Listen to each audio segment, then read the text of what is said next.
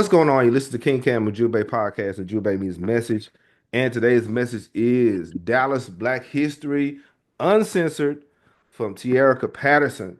Yeah, we're going to get into exploring the real Dallas Black history. And I'm from Dallas, and I want to hear this. And I'm very excited. I'm very elated to have Miss Patterson with us. And how you doing? You doing okay? I am doing awesome. Thank you so much for having me. Oh man, I saw you on YouTube. I said, yeah, we gotta bring her on. She talking about stuff I didn't know. Really? Yeah, Which one did you yeah. see? What did you see that you didn't know? About the black sheriff, about the black Oh, okay. sheriff and the black millionaire. I did not know that. I'm born and raised out here. Uh, And I pride myself in history, especially this. But oh, okay. this is good. But can you introduce yourself to the fam? Can you tell us about a little bit more about you? Hi, everybody. Thank you so much for having me again. I am T. Erika Patterson. I am an author. I'm a digital content creator. Been doing it for a lot of years. This Dallas, Texas Black History Uncensored is my second Wow. Black History book that I've written, and they're all locally sourced and originally researched books. I don't go to other books and find my information. I go directly to the newspapers, to Wow. the census to find all of my information. And then I go out into the community to find seniors who are over the age of 60 to talk about their experiences and their parents and the things they saw and learned growing up so that those original experiences can be featured heavily in the book. So I do a comprehensive overview of each city that I travel to Okay. and try to capture Black history from the inception of the city until today, at least the parts that I can find from the news. Okay, but what and so you said you came from one place to Dallas, but where are you originally from? Originally, I am from Miami, Florida, born and raised in the county of Dade in a neighborhood called Liberty City, but Okay. I haven't lived there for a very long time. Okay. So how did now I know that you are author, but what else do you do? Are you do you what else do you do? Besides writing books, I'm a full-time content creator, which most people think of as an influencer. Right. And I kind of I make videos every day. I'm telling stories, I'm teaching a little bit, and I'm just having a blast. This is like a great time in my life right now. So being a content creator, how do you find time to deal with the content, deal with all the platforms that you're on to make this book? How do you find time to do that? I have to trade. I have to trade. I have to choose. And so while I'm writing the book, I'm not creating content. Like Oh. I have to trade it off. So my income is hurt while I'm writing these Black History books. It's a sacrifice that I'm willing to make, but because I feel that it needs to be done. But you can see that I care because I do have to stop making income and cut back. Now, do you have a major what banner is this work under dealing with the black cities? What banner? What's the name of that project? What is the name of that? It's called the Black Roots Project, and Okay. it is basically myself deciding that the Black history for the local Black history for cities needs to be recorded. It needs Mm, to be preserved, not just the history that they'll tell you about. And like you said, there are certain stories about Dallas that you had never known, and I know that's like that for every city. So right. I'm gonna go to from city to city. And I'm going to get that local history from talking to people, from looking through all of their newspaper archives, and putting it all together so that you can have a better appreciation for the history, the Black history that has come before you in your city. Because believe it or not, we do not, and I'm from here, and we hardly hear about Black history in Dallas. Now we do, in a sense, where we have, of course, South Dallas, MLK, and we have like Freeman Town, things of that nature. But to have it codified and put in a book, that's pretty cool. That's pretty cool. Oh, thank you for Yeah, saying that. It was my yeah. pleasure. It was my pleasure. Because I have some relatives that was from Dallas from almost not from the very beginning, but during the Reconstruction period, and they lived in Freeman Town. They went to Munger Avenue Baptist Church. Oh my gosh, yes, definitely heard of Munger Avenue Baptist Church, and I'm so excited that you have family here that was here during the whole Yeah, time. yeah, yeah. I have That is amazing. my father's side of the family been here. The well, my some of my family came up from Hearn, from Waco, McLennan to Dallas. My great grandmother Her name was Teresa Cameron, and she was the English teacher at Lincoln High School. So Oh she my God, how yeah. cool is that? What was So her name? her name was Teresa Cameron, T.K. Cameron, and she was an English teacher, and her father was the pastor at Monk Avenue, like in like the 1914. His name was Abraham Lincoln King of all names. Oh my gosh, are you serious? Serious. Abraham Lincoln King. Yes. That is amazing. Mama I know had some y'all, dreams. She had some aspirations. they was serious with them names back then. That's Yeah. a powerful name. Yeah, and so how did we find this out? My father, we went to the Dallas Public Library and we would go to the looking up census records and at Oh, up to a certain point you could find them, but after that, like 1860, nothing. But we found a lot of history, and most of us they lived in off Cato Street, off in that area by close to Lincoln High School in that area. So it was pretty cool to hear that and hear somebody talk about Black Dallas and put it in the book. That's pretty cool, and that's a great effort. What is the most difficult part? Because I know you have to deal with our seasoned saints, and I think been in Dallas for a little bit, we kind of not like talking. But what is your biggest challenge? yes, yes. So yes, there was some challenges. Okay, so basically I'm a brand new person to the city. Oh I boy. don't know anyone. I have no friends or family here, nobody to put me into the game or anything Oh like that. goodness. I did start reaching out Yeah. and I was kind of like, you bitch, figure it out your damn self. Kind of Yeah. a lot. That was the reaction I was getting, figure it out yourself. But I'm resourceful. My background is in journalism, so I'm Oh, going to okay. get my story. I know how to find my sources. So I had to go to senior centers, I had to call around and I had to get on the internet on TikTok and find people who were talking Man. about Dallas and say, "Hey, can I talk to your grandmother?" And they were connecting me that way. I was finding my stories that way, but it was quite difficult because people was looking at me like, "Who are you? And why should we Hmm. talk to you? You don't Why even should we know even tell you?" C.A.W. Clark. You don't know him. You ain't So it's you ain't interesting you true. brought that up because that was a significant challenge where people didn't want to give me information. And I'm like, y'all, this is gonna be so good. I'm gonna write about you in a way that you have never been written about before. It's gonna be Hmm. something you want to pass down to your children's children. It's gonna be marvelous, and you get approval over what I write. Let me write. Like they was like, who are you? Mm-mm. I was like, all Mm-mm. right, Yeah. Yeah, well. I had there will be some, of course, dealing with history. I'm a history teacher, so dealing with that, you will find those stumbling blocks. But for you to get primary source document, a person Yeah. to tell their story, that's pretty cool. And I know that you have a lot of stories to tell. But before we get into that, before we get into your favorite Dallas Black history, what is did you go then with the book? Did you go the traditional route or self-publishing? I self-publish all my books. I am the author of 22 books. I've Wait a been minute, wait a doing minute, wait a this minute, wait for a minute, wait. You yeah. said how many?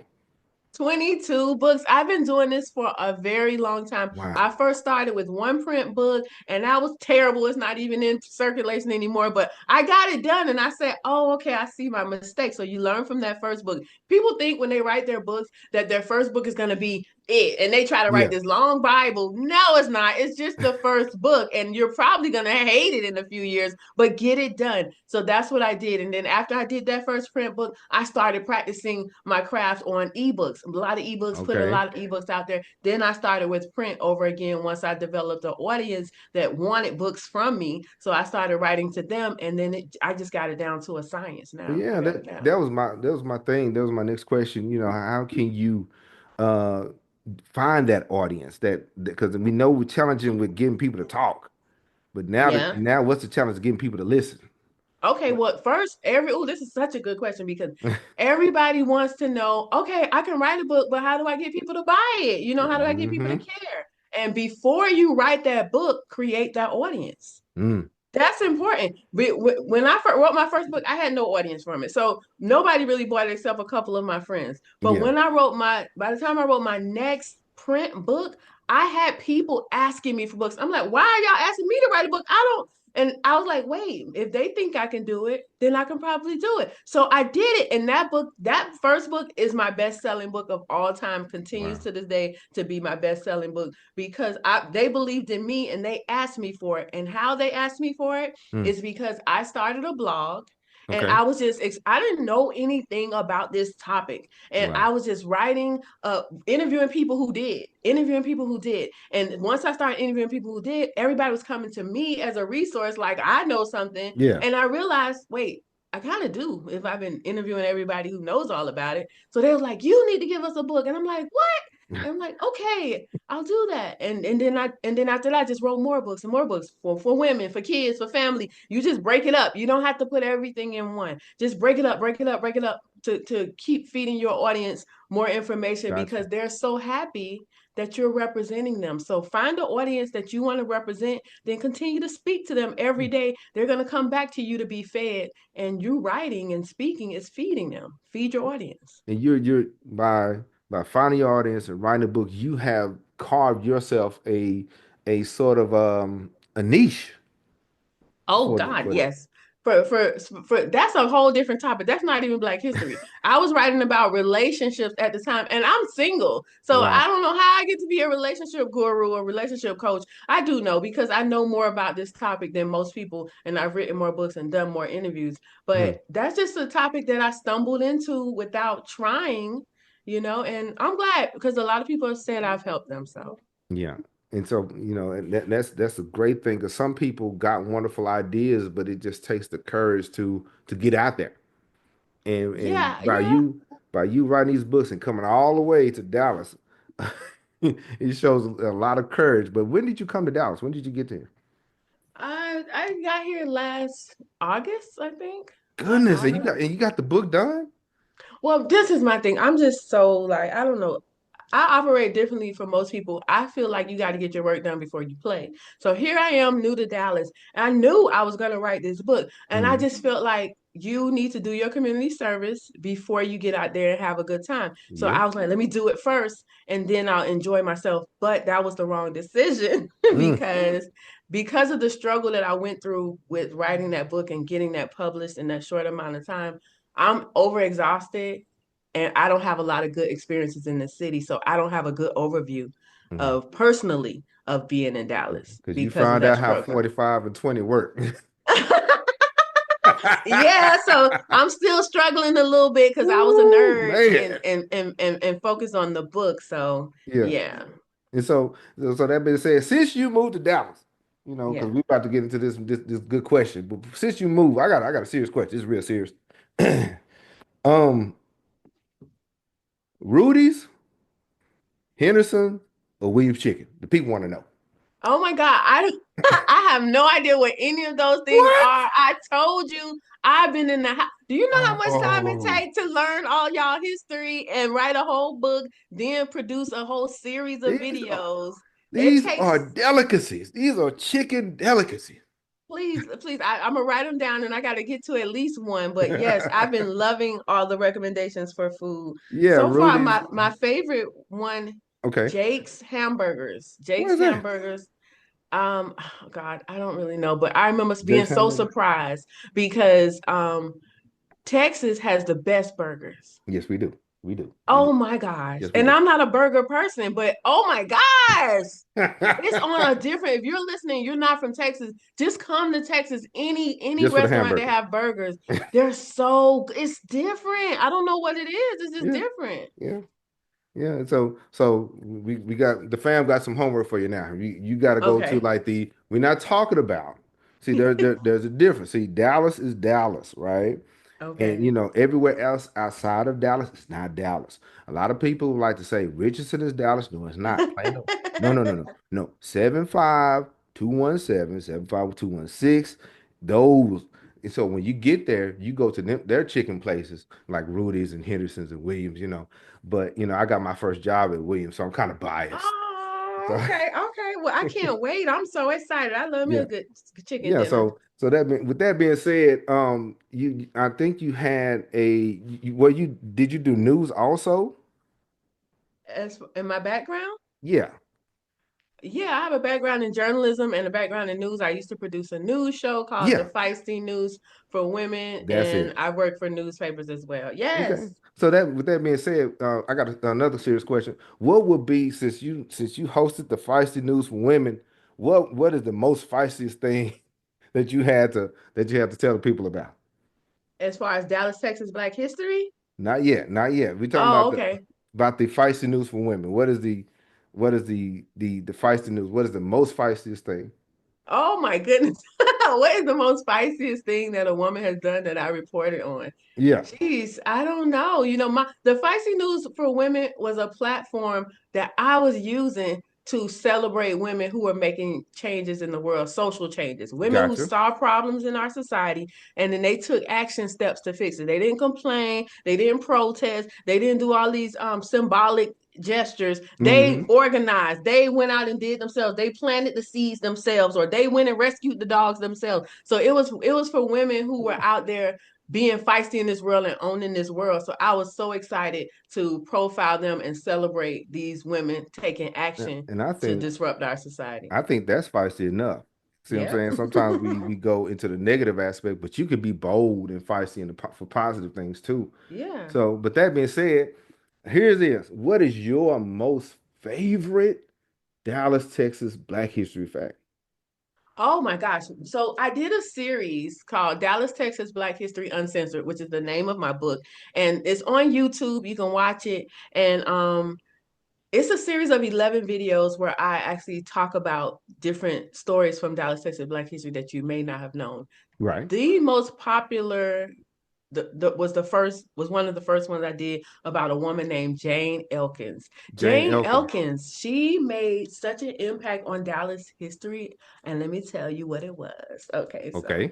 Jane Elkins was a woman who was recorded in Dallas County history, period. When you Hmm. open up the record books for Dallas County, the first bill of sale in the record books that says we're established as a county, we're a place now. The first sale that they have on record is the sale of Jane Elkins for Wow. $400. So, It was so, so this, not Jane Elkins buying something.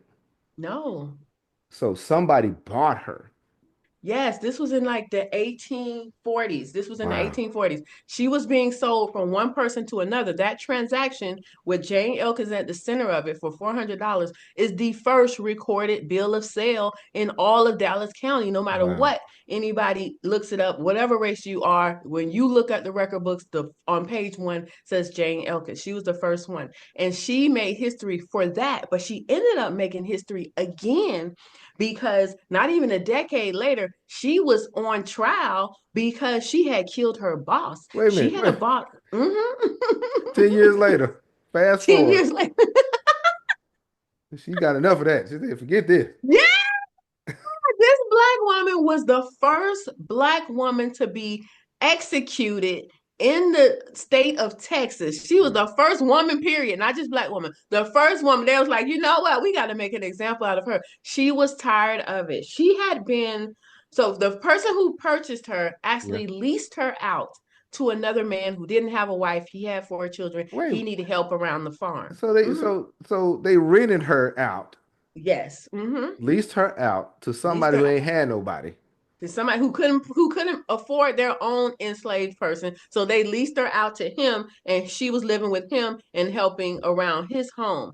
But Mm-mm. apparently, according to sources, he was also abusing her. He was raping her. He was being severely damaging to her, and Wow. he threatened to do more. And one night she was like, that's not gonna happen again. She Hmm. stood outside his bedroom. She waited and listened to him while he was sleeping, Yeah. and she crept in there with an axe and snipped him in the head.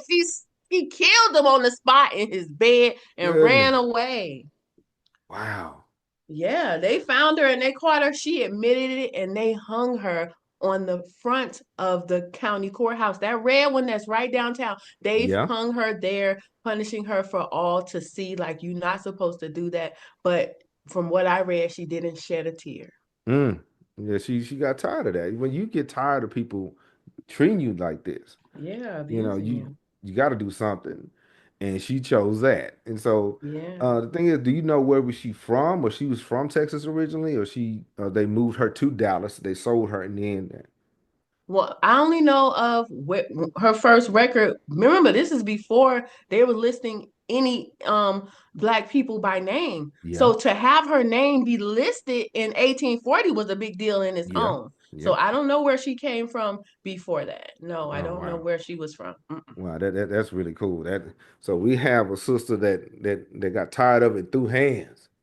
Mm-hmm. So Yep, exactly. and And now her then name is in the history books forever before black people could be named, wow, which makes it really big black history yeah. because we were all anonymous before emancipation. Yeah, before emancipation, we was actually viewed as property. And Exactly. I was telling the brother before this that we there was no list of individual names. They were not in the census, no. And the best, No. and like you said, the best way to find that, if we can find it, is a bill of sale. And matter of fact, in my family history, there is a bill of sale. There is a will. Old Mouser, he was dying, and he willed off some of his slaves on the Cameron Did he plantation. name them? Yeah, it was names. Oh my gosh, this was before emancipation. Oh No, it my wasn't. gosh. I don't. Yeah, it was before emancipation. I just It don't. I had to don't recall be. the year, But but it. still, you got names. That's Yeah, great. yeah. My dad helped. He really was really instrumental in that. So here we are with that information because it was one sister. She was worth $4,000. What? Yeah, she was. Yeah, four grand. I wonder why. Why were some worth more than others? What do you think it was? I, I would like to believe, she was able to still bear cheering. Oh, that makes sense. Yes, that makes sense. Thank you. And Thank you for that. and some of them were, of course, little Sam, my great grandfather. He was little. He was a boy, and And you so saw his name on there? yeah, yeah. His name was Oh my Sam. God. Yeah, Oh my gosh. I cannot imagine seeing that. That's such a treasure. yeah, yeah. And so for many years, they would name their son Sam.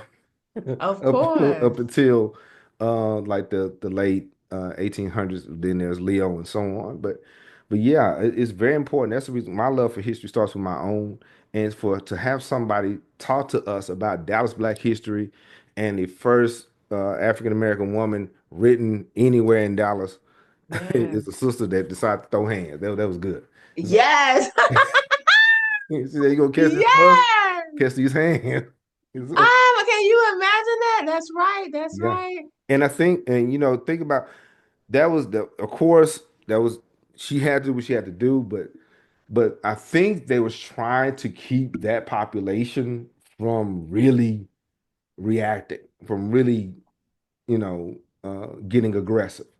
So they said, look, we're gonna make her an example, and you guys Oh, watch. I'm sure that, of course. Yes. They didn't worry about that to get out and give everybody ideas. yeah, yeah. Yeah, I Because see what you mean. they was already getting ideas in other parts of the United States.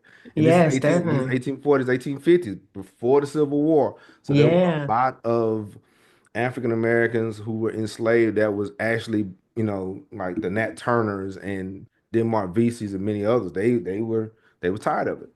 Yeah, And so they were turning up all yeah, around the country, yes, and they was getting ready um to fight. They was getting yeah, ready to say, "Hey, this is not how we're supposed to be living." yeah, Yeah, it was a wild time.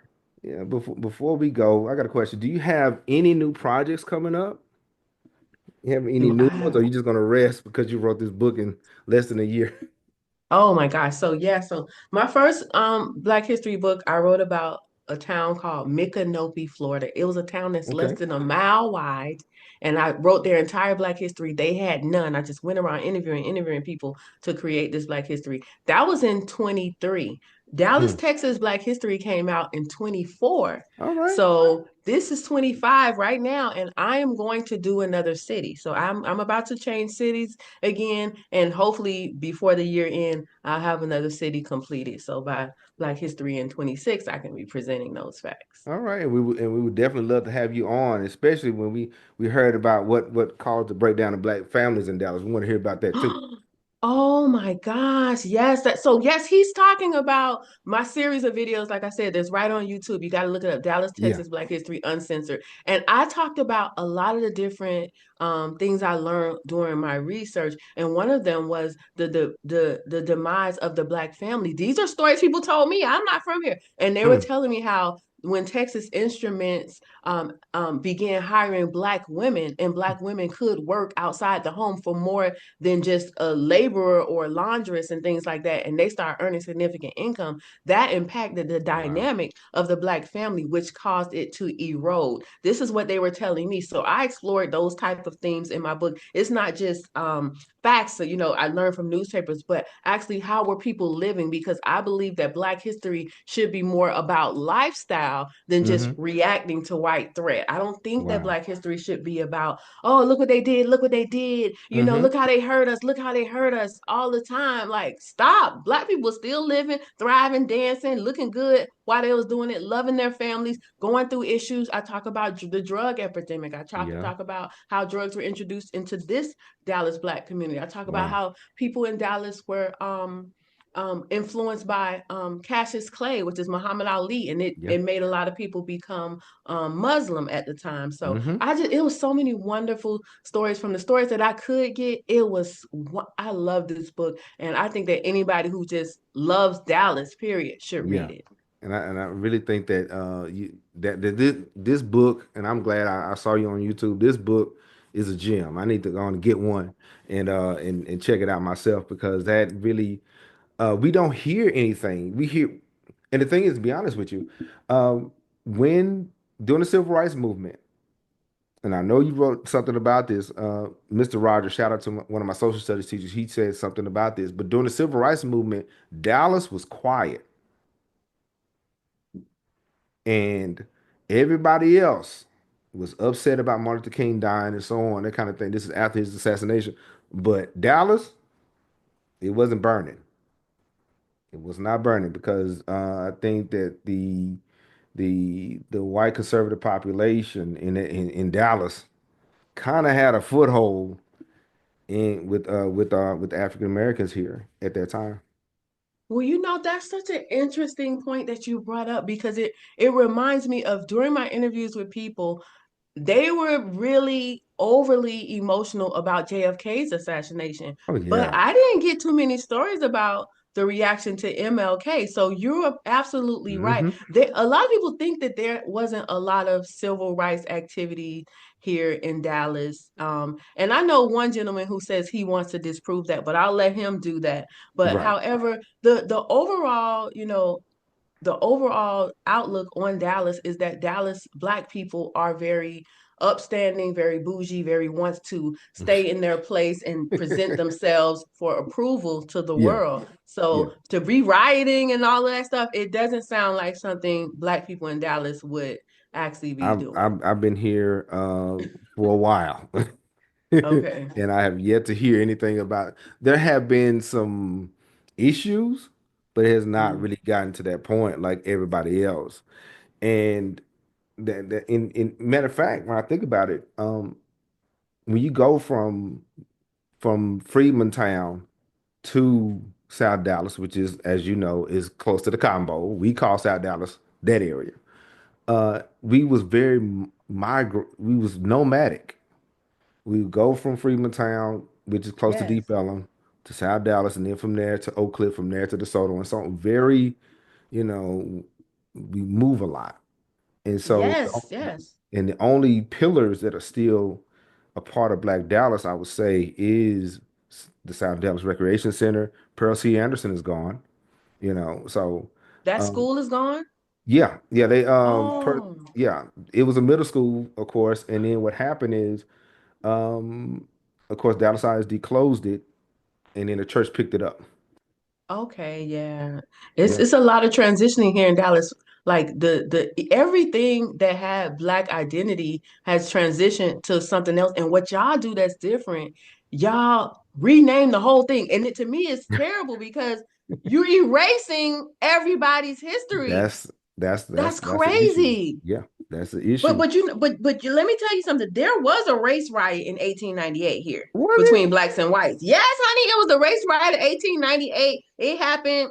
I'm gonna try to say it happened around downtown. I don't remember exactly where it was, but I wrote a whole story about it. I covered it between the blacks and the whites on the streets fighting. I'm talking about with weapons, and the police had to come and break it up. One black man died, a white woman died, another white man died, and three white men were arrested during that time. So Mm, yeah, it was a pretty big issue. But of course, they're not gonna. These stories are hidden, so oh no. hopefully people will read it and bring it out. You gotta hunt for it. And some of our institutions, like those older churches that may have had record of it, some of them don't Yeah, exist anymore. And so, yeah, yeah, and of course, dealing with houses and property and people's photo albums come up missing. So, but it's yeah. good that you came to Dallas to tell our story, and and I would I like to hear try. more about it, and we would love to have you back. But before we go, Sister Patterson, what is your message for the world? What's your message? What is my message for the world? What a question. What is my message for the world? You know what? Let me not say that. Let me choose something else. How about, you know what?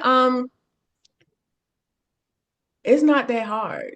Mm, It's not that hard to do the thing that you want to do. Like literally, I'm a single black woman with very limited means. Don't think mm. I'm around here. I came here without a car. I came Wow. here without knowing anybody. I move whenever I feel like it and do whatever I do with invisible income because I'm an influencer. There's no dedicated check coming to Oh me. I have to no. get up every Yeah. day and work. Yeah. But I still achieve 100% of my goals. Yeah. And the difference between me and somebody who doesn't is I just do it. I don't try. I just do it. It's not a try. It's not a let me see. It's Hmm. just okay, I make a decision and then I do it. And then all the steps that need to happen, I figure them out. So it's not some magical, gift that I have that other people don't have. If you have something you want to do, go do it. Don't wait for approval. Don't wait for somebody to try to push you and tell you it's okay. Nobody can affirm me or, I don't need accountability. I just make a decision and go with it. And whatever happens, happens. Yeah. That's just how it is. So